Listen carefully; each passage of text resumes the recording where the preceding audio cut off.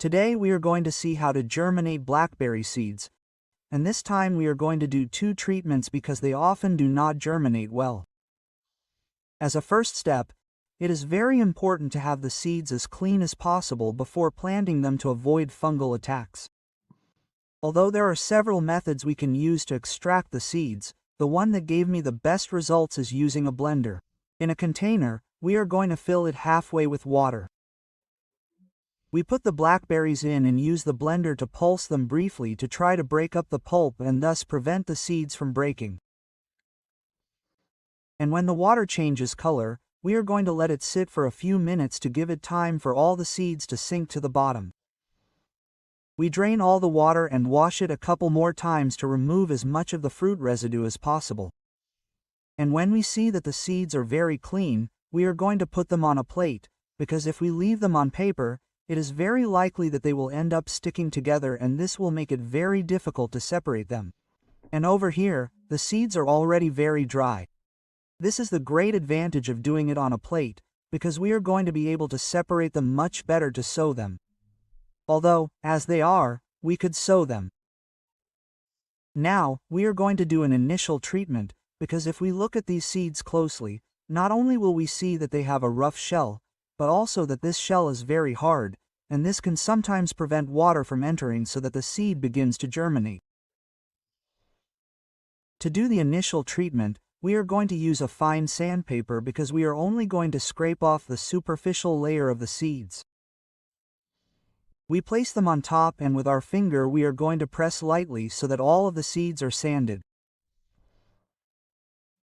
And if we look at it again under the magnifying glass, we will see that the entire surface layer, which used to have a much stronger color and was very rough, will now have a more worn shell, and this will make it much easier for water to enter to speed up the entire germination process.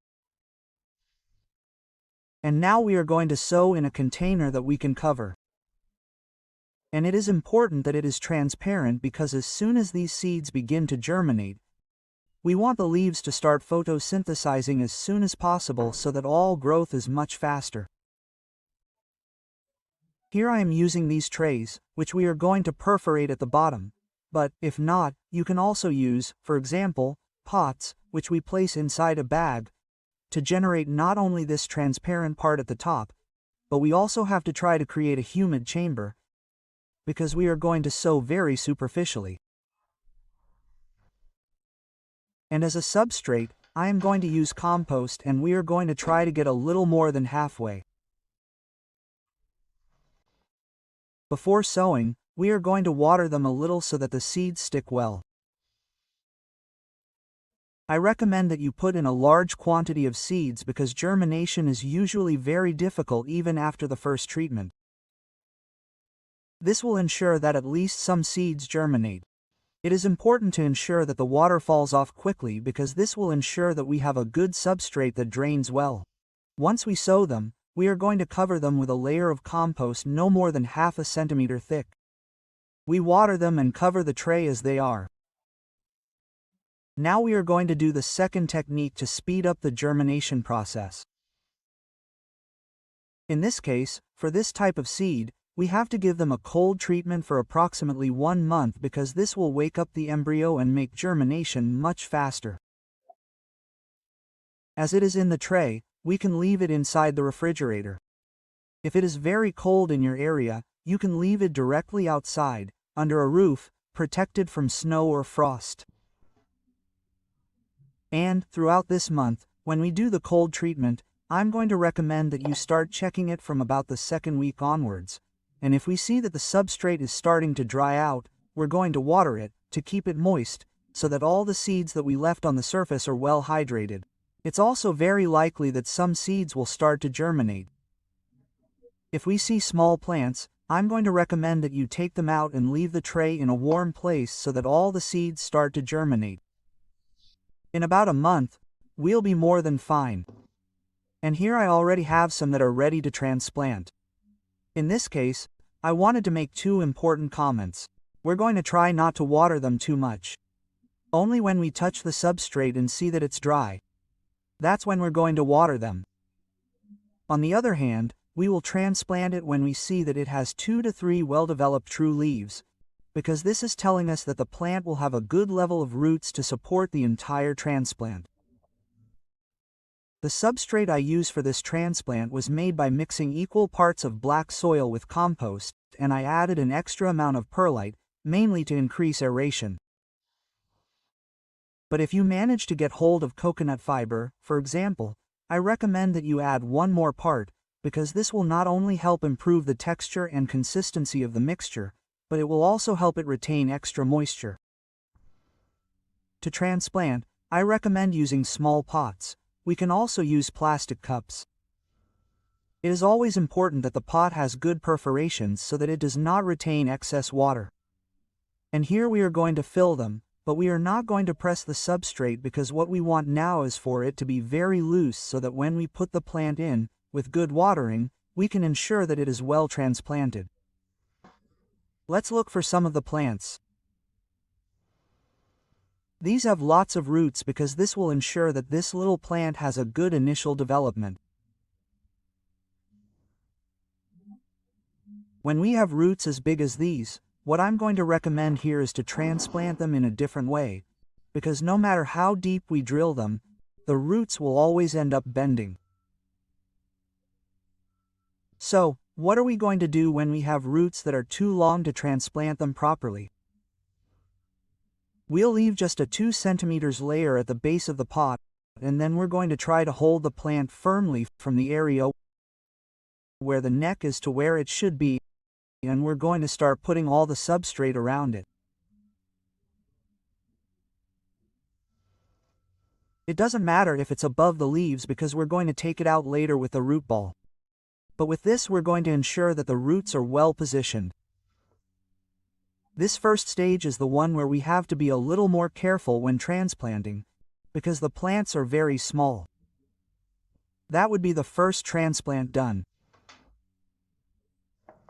And now with water, first we're going to try to clean the leaves well and then water everything around it. And this will help the plant a lot because now we will have all the roots well located. And a week later we will start to see that the plants have new leaves.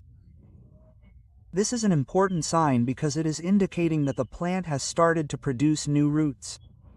And what we have to keep in mind is that when we see that the substrate begins to dry out, that is when we are going to water them. And it is important that at this size the plants begin to receive good quality light. I am going to recommend that you take them out to the morning sun if you made the seedbed in winter to take advantage of it and for the plants to grow faster. And if they are in spring or summer, we will only have to protect them from the strong morning sun, but the more sun we give them, the faster they will begin to flower and bear fruit. 15 days later we will have fully developed new leaves. Blackberries are very fast-growing plants.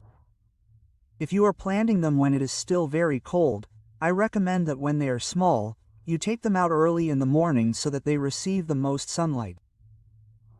This will work for all types of plants that we germinate from seeds, to take advantage of the warm morning to mid-afternoon sun to speed up their growth. Now we are going to transplant them. This time, although we have very small pots, we are going to move them to a much larger pot because what we want now is for the entire root system to develop properly. This is a plant that, if we give it plenty of space, especially when they are so small, will grow much faster. As a substrate for this transplant, I am going to use 1 part black soil and we are going to mix another part of compost with organic matter remains, such as small pieces of wood, so that the roots can develop better, and we are also going to help lower the pH a little more. And we can add some component to the mixture that helps to make it more aerated. Here I put perlite, but you can also use coarse sand, and we are not going to put too much. It is important that we have a substrate that when we press it, we immediately see that it opens up because this will ensure that it does not compact, especially if we want to grow these blackberries directly in a pot. And the pot that we are going to use has to be well perforated at the bottom.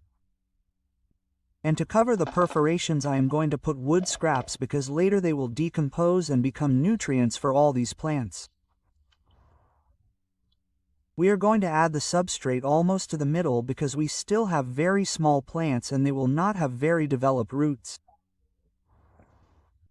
We are going to take out the small plant. I am going to help myself like this. And look at the amount of roots that we already have. These are plants that develop very quickly. I am going to try not to break all this soil where I did the first transplant. And now, carefully, we are going to fill it with soil, always respecting the neck of the plant up to here. We could cover it well with soil to give it space for all the new leaves to emerge. In this mixture, for example, where I am growing it now, if you have coconut fiber, you can also add it, and if not, you can buy a commercial mixture that comes for plants that grow in acidic soil. It will be more than enough for the pot to develop well.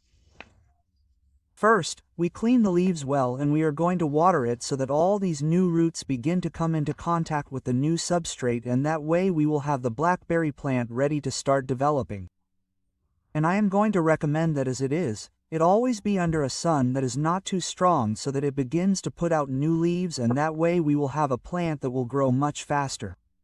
And from what I can see, this blackberry does not have thorns because it is very normal to see small thorns all along the stem, even on the leaves.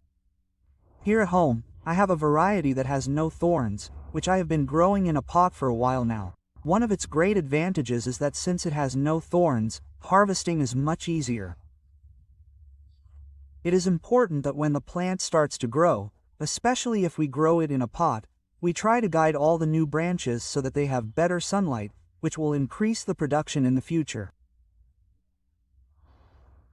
In principle, I am not going to recommend pruning it because what we are going to do now is try to ensure that the plant has the largest number of branches and leaves, because that will be the source of energy for the plant to grow much better.